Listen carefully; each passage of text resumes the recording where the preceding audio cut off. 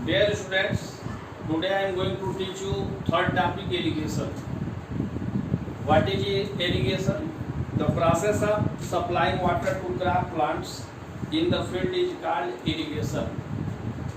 जो फील्ड में हमारे क्रॉप्स होते हैं उनमें वाटरिंग करने के प्रोसेस को हम लोग कहते हैं इरिगेशन।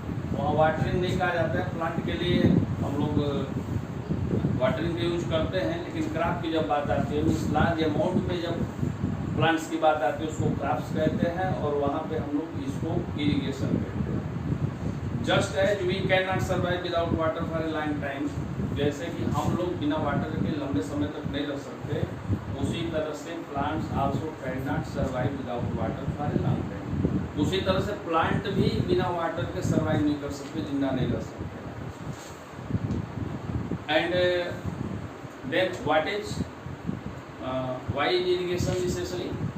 इरिगेशन क्यों नेसेसरी है? Irrigation before ploughing the fields, अगर इरिगेट कर देते हैं हम फील्ड को, पहले से ही इरिगेट कर देते हैं, भिगो देते हैं, सिंचाई कर देते हैं तो प्लाउइंग में इजी हो जाता है, प्लाउ करने में इजी हो जाता है और उसकी जो सॉइल होती है वो सॉफ्ट हो जाती है और प्लस छोटे छोटे टुकड़ों में एक स्मॉल पीसेस में वो जो है टूट जाती है। Irrigation is necessary to provide moisture for the germination of seed.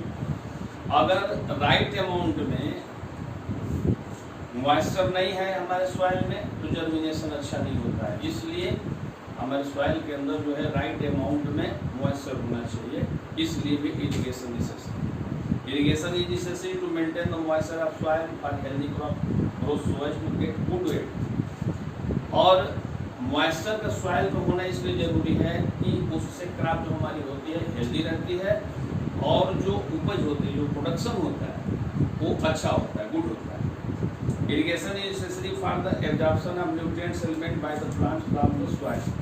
Irrigation की वजह से जो प्लांट होते हैं अपने रूट के माध्यम से वो वाटर को अपनी तरफ खींचते हैं, मीन्स एक तरह से उनको वाटर मिलता है। Water supply to the crop during irrigation protect the crop plant from hot air current as well as frost. और एक रीजन और है, जब प्लांट के रूट को वाटर मिलता रहता है तो जब गर्म हवाएं चलती हैं तो उससे भी प्लांट बचता है, अपने को सेफ रखता है।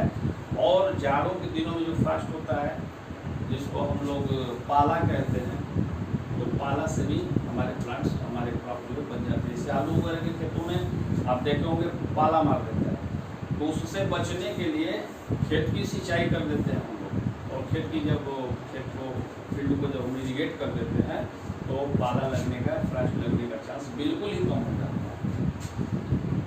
Factor affecting the irrigation requirements of crop. The irrigation requirements of the crop depend on 3 factors.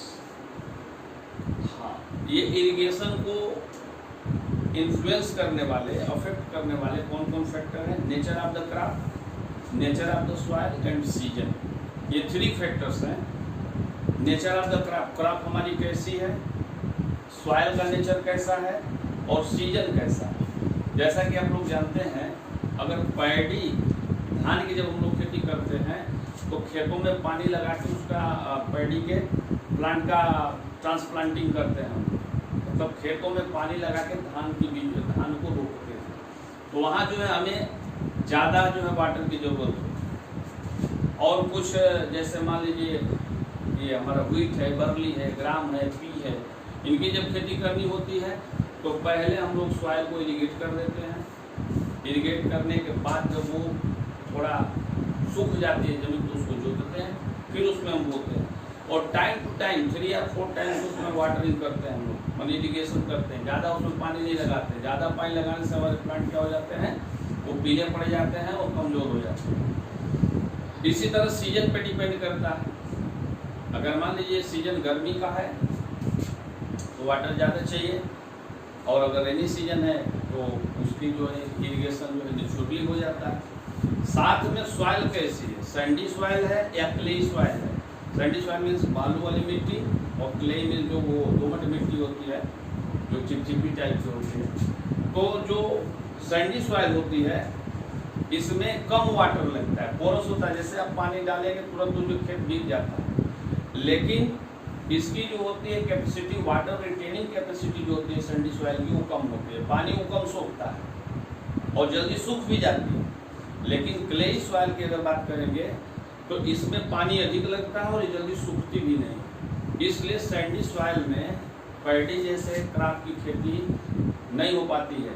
करने के लिए हमेशा मतलब मान के चलिए 2 दिन के अंदर ही आपको इरिगेट करना पड़ेगा प्लांट को। और क्लेई सॉइल में क्या है कि अगर एक बार आप खेतों में फील्ड में पानी लगा देते हैं, इरिगेट कर देते हैं, तो वो आपका इजीली आपको 10 to 15 दिन चल जाता है। तो इसलिए क्रॉप के नेचर पे भी डिपेंड करता है कैसा इरिगेशन करना है। अगर मान पैडी है तो आप देखते हैं हमेशा खेतों में पानी भरा रहता है। वीट है तो उसमें टाइम टू टाइम पानी देना पड़ता है। तो ये क्रॉप के नेचर पे डिपेंड करता है। Now source of irrigation, irrigation के क्या क्या सोर्स हैं, कैसे कैसे इरिगेट करते हैं। अभी इसमें जो दिया गया है इनको आप जो है इनमें से कुछ मेथड्स को नहीं देखे होंगे। Crops are supplied water for irrigation from different sources like rivers, canals, wells, tube-wells, dams, ponds and lakes. Even rain is a source of irrigation of crops. The water available in the wells, lakes and canals is lifted up by different methods in different regions for taking it for the fields. Irrigation के लिए river का use होता है, canal उसमें से जो नहर बनती है उसका यूज होता है, वेल्स का कुओं का यूज होता है, ट्यूबवेल का यूज होता है, डैम भी बने आते हैं। डैम बना के वाटर को कलेक्ट किया जाता है, फिर उसको कैनल के द्वारा सप्लाई किया जाता है। पॉन्ड्स हैं, तालाब हैं, झील है, इससे भी होती है। और साथ साथ रेन वाटर तो अल्टीमेट सोर्स है। सारे वाटर का सोर्स रेन वाटर ही है, तो ये तो बिल्कुल ज़रूरी है। तो जो हमारे ट्रेडिशनल मेथड थे, जो पुराने मेथड थे, उसमें से था मोट पुली सिस्टम। उसमें एक लेदर का बैग होता था, चमड़े का थैला, बड़ा थैला होता था, उसके ऊपर हैंडल लगा होता था। चमड़े के बैग के ऊपर हैंडल लगा होता था लकड़ी का, उसमें एक मोटी रस्सी बांध देते थे। उसको मतलब हिंदी में कहें तो हिंदी क्या मतलब भोजपुरी भाषा में उसको हम लोग मोट, और जो उसकी डोर होती है उसको बराहा बोल देते हैं। कभी कभी आप लोग इसको गांव में देखेंगे, जब झूले पड़ते हैं नागपंचमी के दिन, तो जब जिसपे कि मतलब ज़्यादा लोग झूले पे सवार होते हैं, चढ़ते हैं, तो उसमें उस का यूज होता है, जो रास्ता यूज होता है मोटा सा, और वो बैलों के द्वारा पुल किया जाता था। पुली लगाई जाती थी और पुली के माध्यम से बैल उसको खींचते, तो आदमी उसको नहीं खींचते थे। और दूसरा जो मेथड था वो चेन पंप था। चेन पंप के द्वारा भी होता था, और इसी तरह का रहट भी होता था, जो इसमें 4 पॉइंट दिया हुआ है, रहट के द्वारा भी होता था। रहट वो चेन का टाइप का ही होता था। पेज नंबर 13 पे फिगर नंबर 17 अगर देखेंगे तो इसमें छोटे छोटे कंटेनर बाल्टी की तरह बना होता था, पूरा चेन की तरह होता है, जैसे साइकिल का चेन होता है। तो ये हॉरिजॉन्टली चलता है, वो वर्टिकली चलता था, ऊपर से नीचे चलता था कुएं में, और उसमें भी वो बैल ही उसको चलाते थे। तो ये जो ट्रेडिशनल मेथड थे। और साथ में था ढेकली। ढेकली जो है आदमी या तो स्वयं खींचता था, या मतलब अभी भी देखेंगे तो अपने को एक बना होता है नीचे, घरों में देखेंगे, मान लीजिए वो क्या कहें उसको, सूप मान लीजिए, वो सूप नीचे होता है, उसके ऊपर हैंडल लगा होता है, तो उससे आदमी जो है इरिगेट करता था। लेकिन ये सब जो मेथड थे वो ट्रेडिशनल मेथड थे, और अब इनका जो है यूज बिल्कुल ही कम हो गया। धीरे धीरे pumps are commonly use for the lifting water, और अब इरिगेशन के लिए पंप का यूज किया जाता है, या डीजल पंप का यूज किया जाता है। मॉडर्न मेथड ऑफ इरिगेशन, ये 2 मेथड्स हैं, sprinkler system and drip system. Sprinkler system में क्या होता है, in the sprinkler system of irrigation a main pipeline is laid in the fields, perpendicular pipes having rotating nozzles at the top are joined to the main pipeline at regular intervals। ये जो sprinkler system है चाहे drip system है, यह हम लोग के area में नहीं इसका यूज होता है।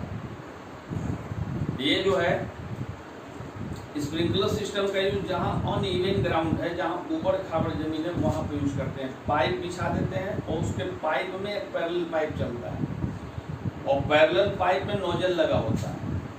जैसा कि आप फिगर में देख रहे हैं, इस फिगर में ये पैरेलल पाइप होते हैं और स्प्रिंकलर उसमें से फव्वारे के रूप में वाटर निकलता है।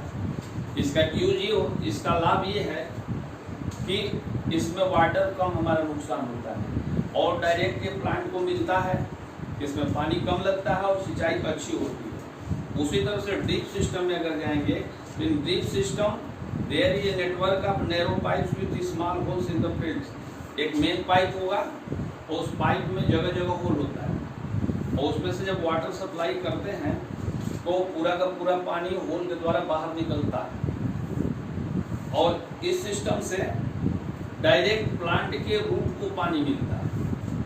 इससे जो है हमारी प्लांट अच्छी होती है, पानी अधिक नहीं लगता है और प्लांट भी अच्छी होती है। Drip system is best technique for watering fruit plants, trees and gardens. ये जो है फ्रूट प्लांट्स के लिए, ट्रीज के लिए और गार्डन के लिए काफ़ी यूजफुल है। Drip irrigation system has the following advantages.